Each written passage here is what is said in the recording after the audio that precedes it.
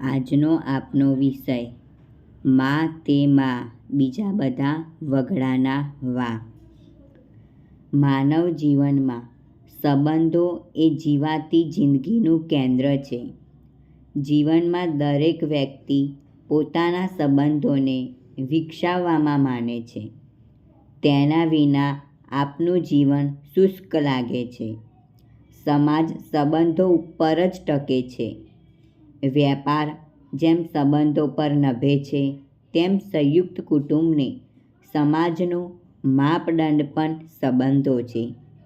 માનવ અનેક માણસો સાથે સંબંધો બાંધે છે અને તોડે પણ છે. એ તેના સ્વાર્થ પર નિર્ભર છે. પણ મા બાપ સાથેનો સંબંધ બાંધવાનો હોતો નથી ને બગાડવાનો કે તોડવાનો હોતો નથી. તાત્પર્ય એ છે કે બધાય તે તૂટે.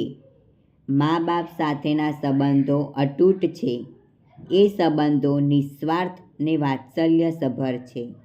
મા બાપ વિના આપનું અસ્તિત્વ અસંભવ છે. વિશ્વમાં બધા જ સંબંધો વિના ચાલે, પણ મા બાપ વિના ન ચાલે. જન્મ આપી ઉછેરનાર એ છે. તેનું પોષણ ને વિકાસ કરનાર પણ તે જ છે. માટે બધાને ભૂલી શકાય, પણ મા બાપના સંબંધોને કદીએ ભૂલી ન શકાય. કોઈ કારણસર મા બાપ સાથે સંતાનોને અબોલા હોય કે પછી તેઓ જુદા રહેતા હોય, તો પણ સંતાનોના મનમાંથી મા બાપ ક્યારેય ભૂલાતા નથી. જીવનમાં જ્યારે સંતાનને કોઈ ઠેસ વાગે, પડી જાય, દુઃખથી કોઈ મોટો આઘાત લાગે કે પછી કોઈ મોટું દુઃખ આવી પડે, ત્યારે પણ સંતાનોના મુખે "ઓ મા રે, ઓ બાપ રે" એવા ઉદ્ગારો નીકળી પડે છે. ત્યારે કોઈ ભાઈ, બહેન, પત્ની કે મિત્રને યાદ નથી કરતું કે તેના ઉદ્ગારો હૈયામાંથી નીકળતા નથી. આ શું સૂચવે છે?